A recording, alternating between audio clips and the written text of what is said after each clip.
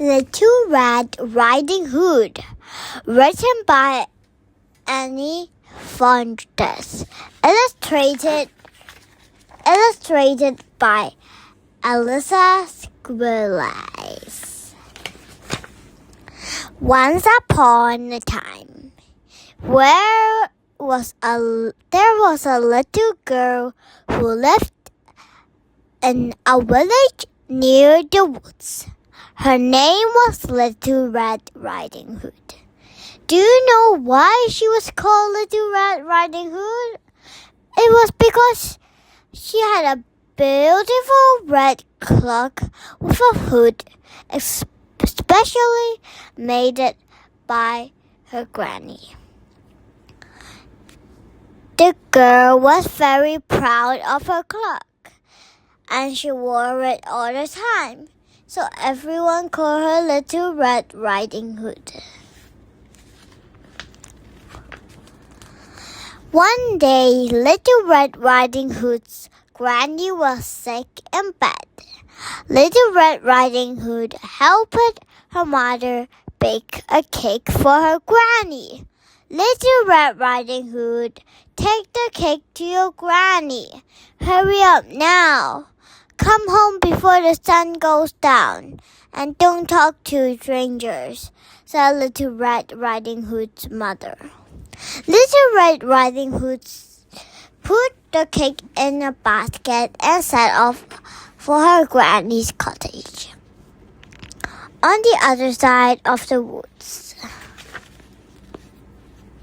The sun was high in the sky, and sunlight filled the woods.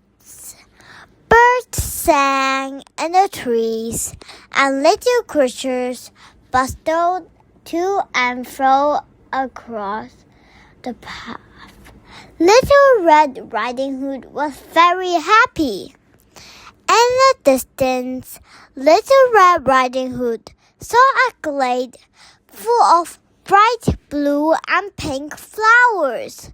She wandered off the path toward them. Granny will love these flowers, she thought.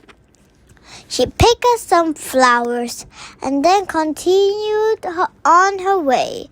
By this time, the sun was low in the sky.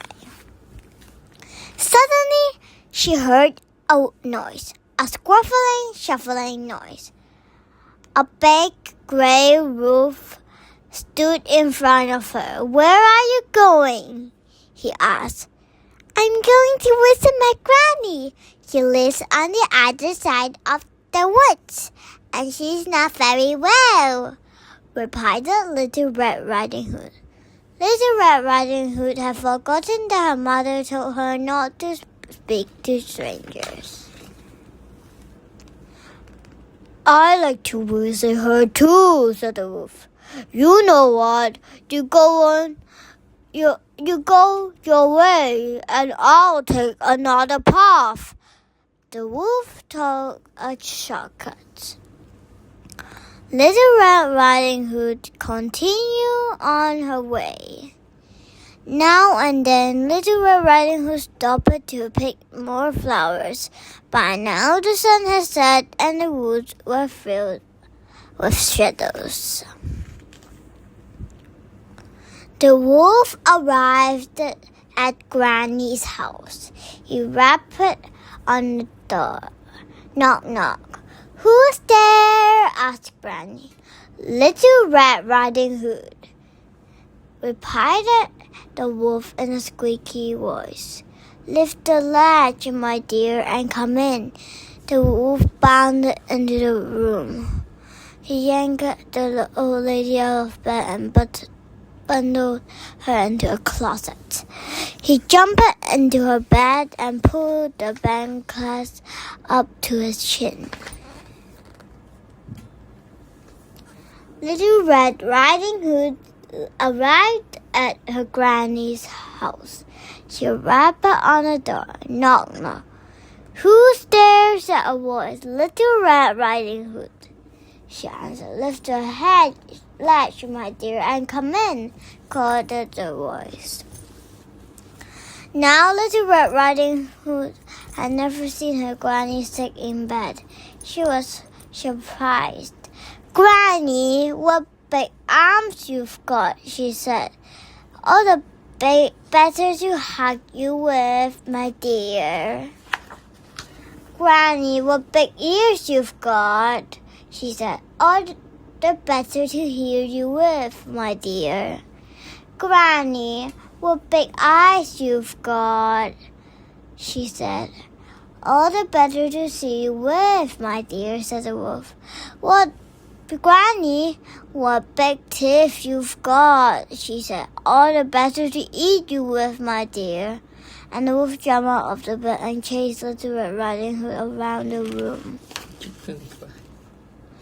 Just at that moment, by the light of the moon, a woodcutter was passing by. He heard a terrible banging and clanging coming from the cottage. He rushed to the inside and chased the wicked wolf right out of the woods and far away. Little Red Riding Hood thanked the woodcutter. Then he unpacked her basket. And Granny the woodcutter and Little Red Riding Hood sat down to a feast of cake. And they all lived happy ever after. Happily ever after. The end.